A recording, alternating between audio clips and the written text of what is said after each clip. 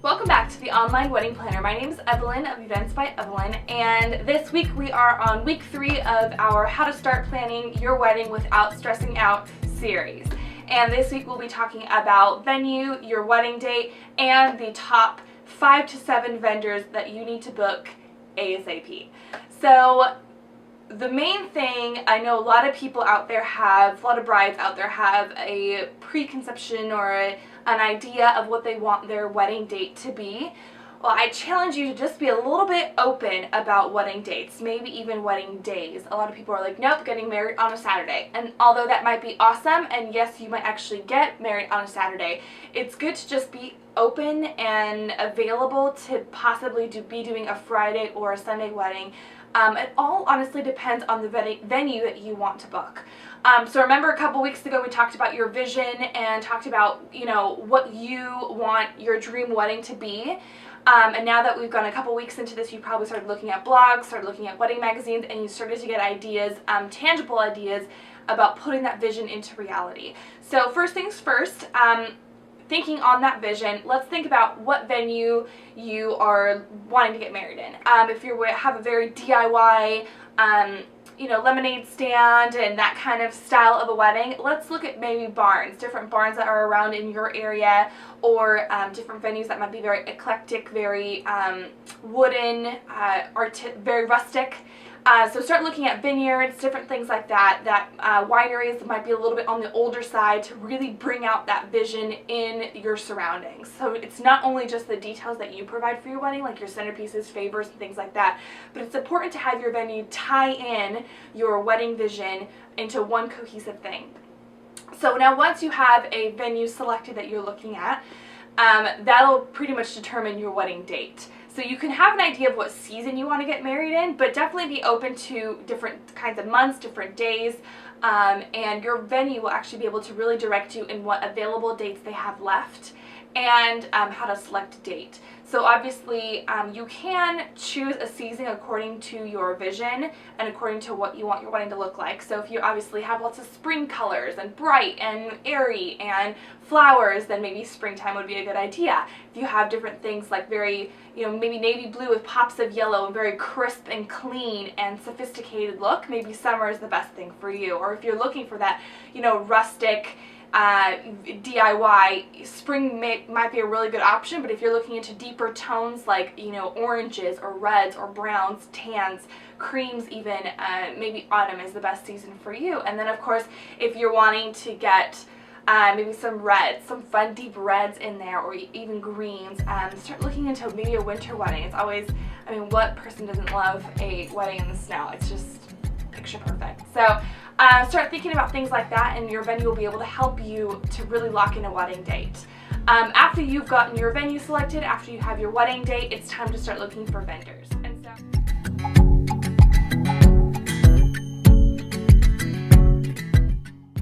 so I always tell my clients to book their big vendors first in their planning process, and then that'll help them get the ball rolling into everything else. So those big vendors include your photographer if you decide to have a videographer, your DJ or your band, your caterer, your florist, your rental company, and then your coordinator if you decide to book one to help you throughout the planning process. Or maybe you're looking for a day of coordinator to help you on the day of the wedding to execute everything properly.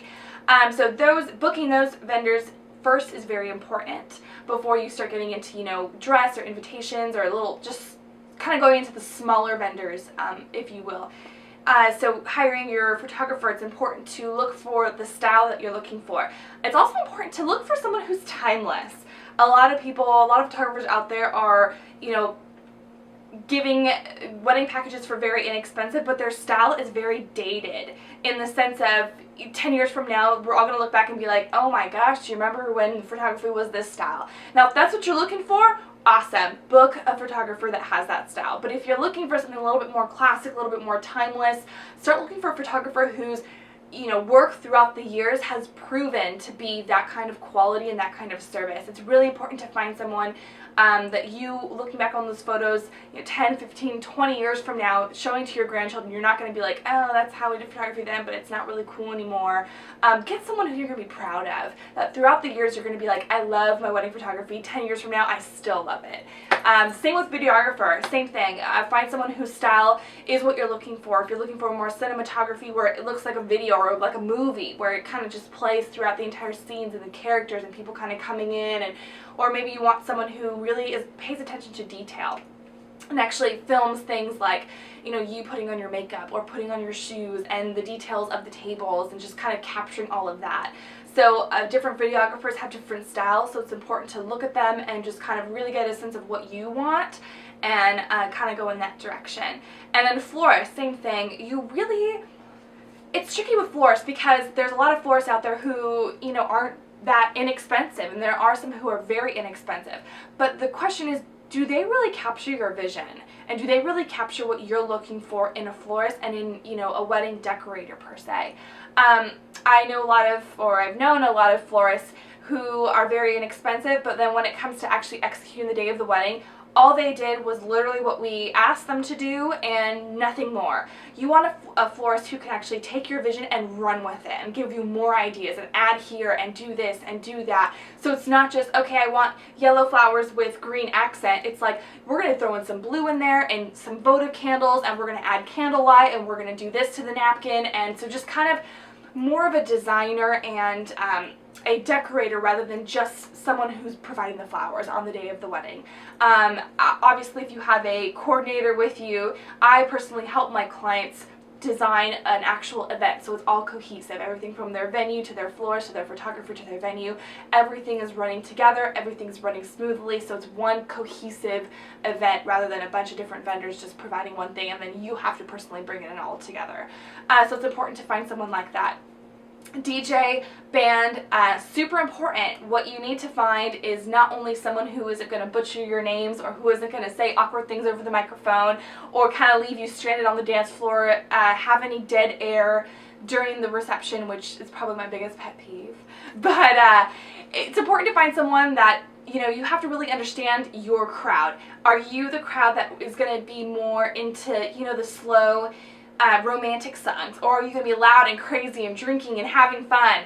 So it's important to find a DJ who really understands your personality, gets along with you really well, and is a really good idea of what your crowd is going to be like. Because if your crowd is feeding with the DJ or the band, then it's going to be a vice versa, and it's just going to be an amazing event for everybody. So it's important to really find someone who meshes really well with what you're looking for. Likewise goes with the band. And then of course rental company. There's a lot of rental companies out there that offer really inexpensive things, but is their quality up to par? So it's important for you to not only book someone via online, but actually go inside their warehouse and look at their product. Is it quality? Is it top notch? Are things painted, touched up? Are there chips? Are there scratches on things? Is the tent clean if you want to have a tent covering your reception or your ceremony? Look at things like that and just look at pictures from their past events too that maybe haven't been photoshopped quite yet by their photographer or something like that. So look at things like that and it'll really give you a better idea. When it comes to saving and splurging, we talked about that last week as well, so you'll kind of know an idea of what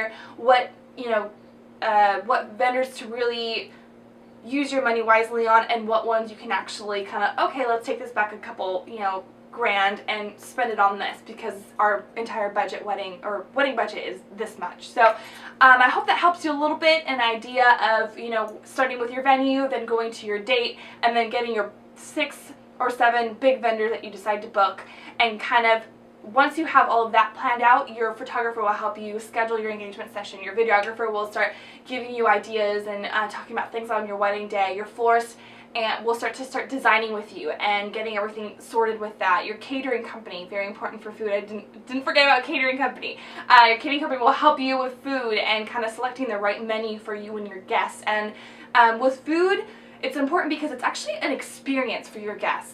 A lot of guests will come. One of the main things that I always get is that people remember the food. And so you don't want just the regular wedding chicken, because everyone has just the regular wedding chicken. I mean, we can always remember the weddings that we've been to in the past, and it's the regular wedding chicken. So the food actually brings an experience to each of your guests. So it's important to have something creative, have something fun where they can just be like, oh, I haven't tried this before, let's try it. Or I love this, oh my gosh, I didn't even think about putting caramelized pecans on my salad, or whatever it may be. But just create an experience for them, because it's actually the first thing that they'll it's the first thing they'll experience on the reception before you get into dancing and before they get into the DJ and things like that. So definitely feel free to shoot me an email if you have any questions regarding, you know, venue, date, vendors, things like that, and I'll be happy to help in any way I can.